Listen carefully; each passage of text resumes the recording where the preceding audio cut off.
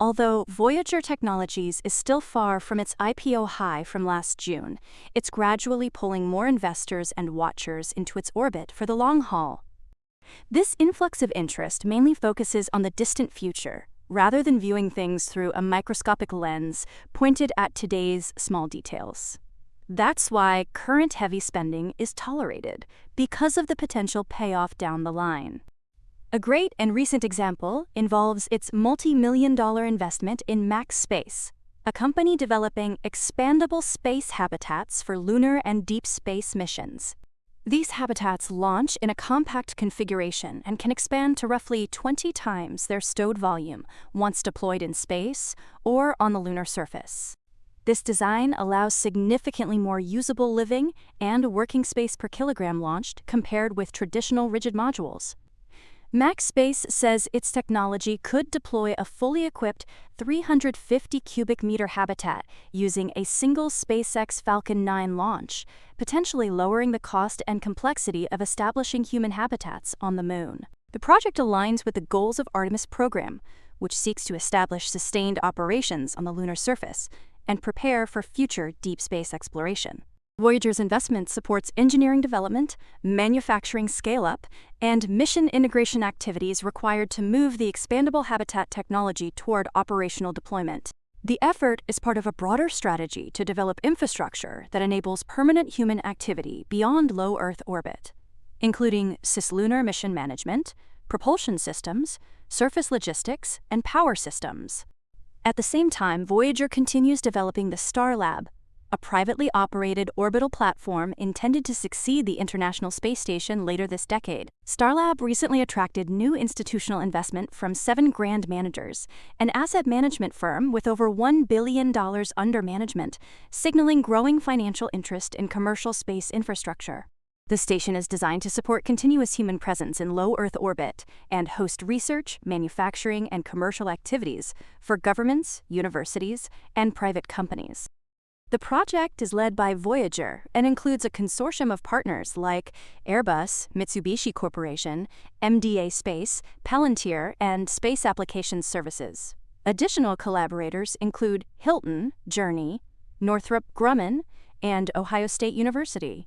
Starlab recently completed NASA's Commercial Critical Design Review, confirming that the station's architecture, safety systems, and operational concepts are technically mature and ready to transition toward manufacturing and integration.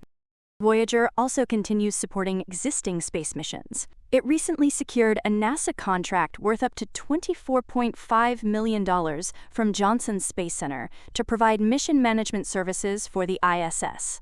The work includes payload integration, mission operations, safety compliance, and post-mission analysis.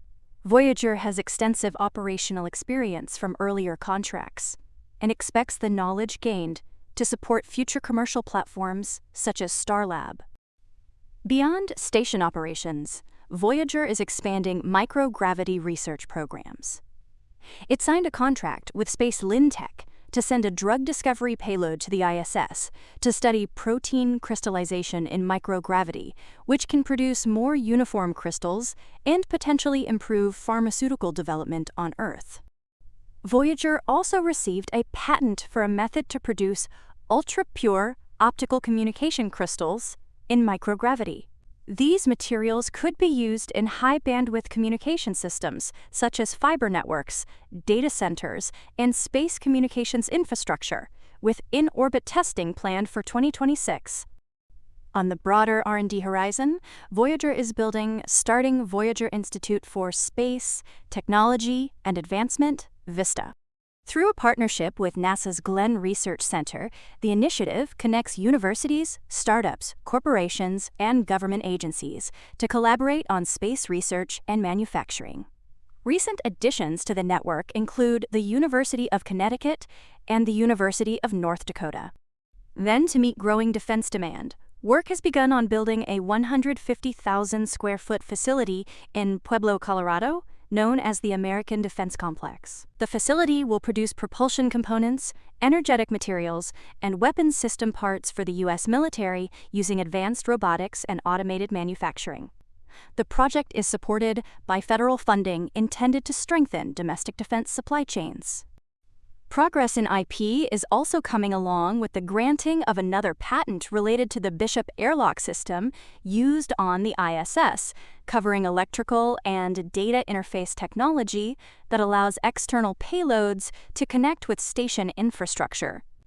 Similar systems could be used on future platforms such as Starlab or potential lunar and deep space vehicles. Another useful platform is TradingView, your trusted tool to track and scan the markets. Try it for free, link in the description and pinned comment.